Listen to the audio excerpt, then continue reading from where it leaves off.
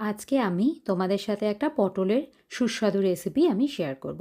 তো সবার আগে আমি মোটামুটি 250 গ্রাম মতো পটল নিয়ে নিয়েছি। তো পটলগুলোর দুটো মুখ কেটে দিয়ে বাদবাকি গা থেকে কিছুটা রেখে আর কিছুটা খোসা ছাড়িয়ে নিয়ে একদম 4 ফালি করে আমি পটলগুলোকে কেটে নিচ্ছি।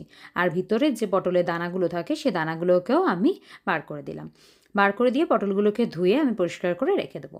এবারে আমি নিয়েছি হচ্ছে বেশ কিছুটা পরিমাণ রসুনের কোয়াগুলো আমি এখানে কাঁচি দিয়ে কুচো কুচো করে নিয়ে নিলাম। আর নিয়ে নিয়েছি হচ্ছে শুকনো লঙ্কা, আর নিয়েছি হচ্ছে কাশ্মীরি লাল লঙ্কার গুঁড়ো। তো এর মধ্যে সামান্য পরিমাণ নুন দিয়ে আমি এটাকে ভালো করে বেটে নিলাম। এবারে কড়াটা আমি গ্যাসের ওপর বসিয়ে দিয়েছি। কড়াতে বেশ কিছুটা পরিমাণ সর্ষের তেল দিয়ে দিয়েছি। সর্ষের তেলটা গরম হলেই তার মধ্যে কেটে রাখা পটলগুলো আমি দিয়ে দিলাম। পটলগুলোকে খুব ভালো করে ভাজতে থাকবো এবং সামান্য আর এর মধ্যে পটলের মধ্যে নুন আর বেশ কিছুটা পরিমাণ হলুদ গুঁড়ো আমি দিয়ে দিলাম। পটলগুলো খুব ভালো করে ভাজা হয়ে গেছে। এবার আমি পটলগুলোকে অন্য একটা প্লেটের মধ্যে তুলে নিলাম। এবারে সামান্য পরিমাণ তেল দিয়ে আমি দিয়ে দিলাম হচ্ছে দুটো কাঁচা লঙ্কা, সেটাকে খুব ভালো করে চিড়ে দিয়ে দিয়েছি। আর দিয়ে দিচ্ছি হচ্ছে 1 চামচ মতো কালো জিরে। আর যে পেস্টটা করেছিলাম রসুন আর শুকনো লঙ্কা দিয়ে সেটা আমি এর মধ্যে দিয়ে দিলাম। পেস্টটা দিয়ে সামান্য পরিমাণ জল আমি এর মধ্যে অ্যাড করে দিলাম।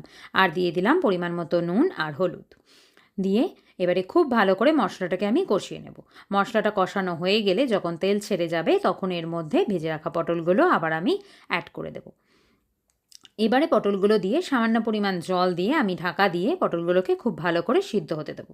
যখন দেখব পটলগুলো মোটামুটি 90% সিদ্ধ হয়ে গেছে, তখন আমি উপর থেকে বেশ কিছুটা পরিমাণ 100 গ্রাম মতো পনির আমি গ্রেট করে এর মধ্যে দিয়ে দেব। গ্রেট করা পনিরটা দিয়ে আমি খুব ভালো করে নাড়াচাড়া করে আমি মিশিয়ে নিলাম।